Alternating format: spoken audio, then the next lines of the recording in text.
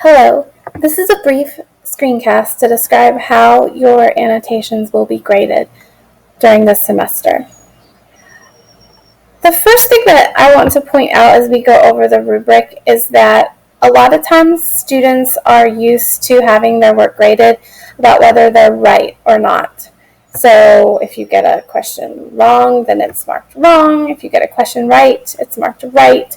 And so we put a lot of pressure on ourselves about whether we're right or wrong.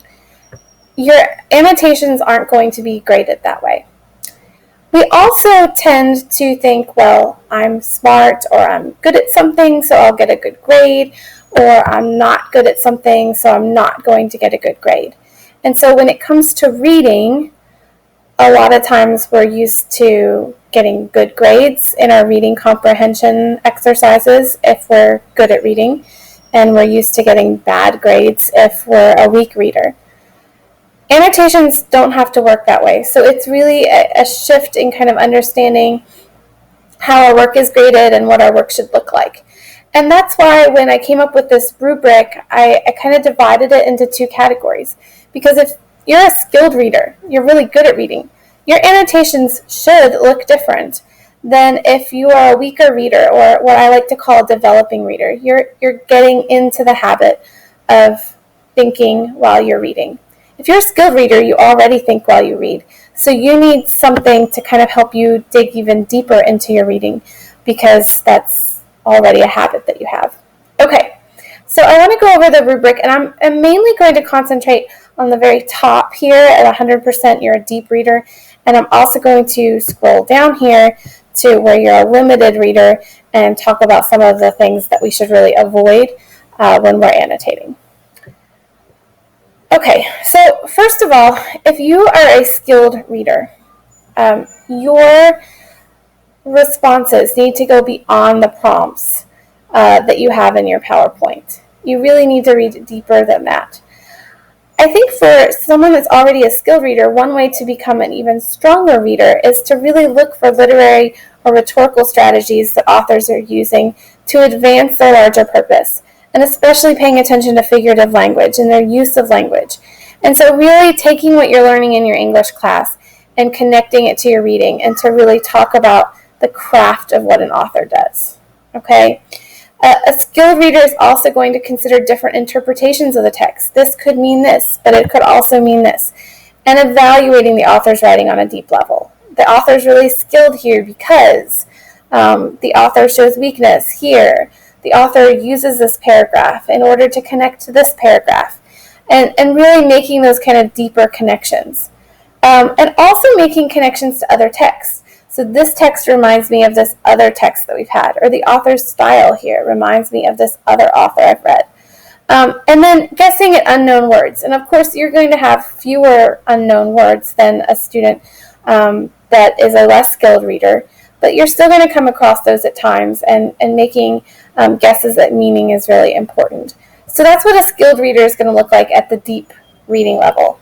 And it's going to look different. It's going to look a little bit deeper and more in-depth than some of the things that I've shown you in modeling.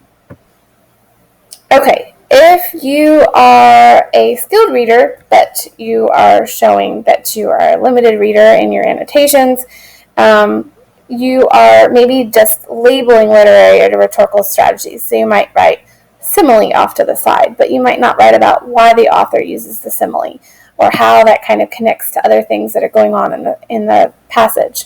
That you're not guessing at meaning. That you're not attempting to figure the text out. You're not explaining in any kind of detail. And you're just writing these short responses. You may still be a skilled reader, but you're not practicing at reading at a really deep level that's going to help you more long-term for your reading. Okay, let's say that you're not a skilled reader, that you often get frustrated as you're reading, that you often don't read if you can avoid it, because it's frustrating, it's hard, or it's also confusing. The things that you read, you know the words, but the passage as a whole, you're not sure what it means. This is what a developing reader looks like, and you need to get into the habit of thinking while you're reading. And you have a lot of muscles in your brain that need a lot of practice to get to the point that becomes easier and less frustrating, that you're actually thinking about what you're reading. But that's the only way to kind of keep those reading skills alive. So this is what you are going to look like in order to get 100%. And you can get 100% on your annotations. This isn't about being right. It's about showing that you're thinking while reading. Okay? And if you can show that you're thinking while you're reading, then you can get a good grade on these annotations. So a developing reader is going to be really detailed, maybe even more annotations than required, because you're always kind of trying to think about the text and reminding yourself that you need to be thinking about what you're reading and not just flipping pages or skimming over it. You're always using the prompts that I've provided in that PowerPoint. So that's maybe something that you keep saved on your computer and you're always referencing it. Or you might see if someone at your school can get it printed out for you, so you can kind of keep it beside you so you're using those. You're constantly making guesses about what the author means, especially when you're confused. Okay? We're not looking for correct interpretations, that you correctly understand what it means. We're looking to see, does that make sense? Are you showing that you're thinking about what you're reading? Okay? You're trying to guess at the meaning of figurative language. Maybe you don't always get it, but you're trying to guess what it means. And this means going beyond writing, I don't know. It means actually trying to say, I think it means this. Making personal connections to the text, really showing that you're thinking about what you're reading, and that you're making connections to other things that you've read throughout the year too. And we're going to go down to the bottom again, okay? If you're a limited reader as a developing reader, you're not relying on the prompts that I've provided with you. You're making very few connections or none, and you're not trying to figure out the meaning when you're confused. Again, you're just writing, I don't know, or a question mark. You're showing that you don't know what it means, but you're not thinking about it. You're just kind of allowing yourself to be lazy in your reading. And I have to say, like, especially in this way, if I can't tell that you're thinking about what you're reading, then I'm going to assume that you're just writing stuff off to the side about random words that you see and that you're not actually reading the text. You have to show evidence that you're thinking while you're reading. And if not, you're not going to get a good score. But if you're really trying to think about what you're reading, then that's going to be helpful for you long term. And I've had students tell me that really try to do this. They come into my class as really weak readers, and reading is really frustrating. That this really helps them over time. Okay? That doesn't mean that reading's super easy at the end or that they love it at the end.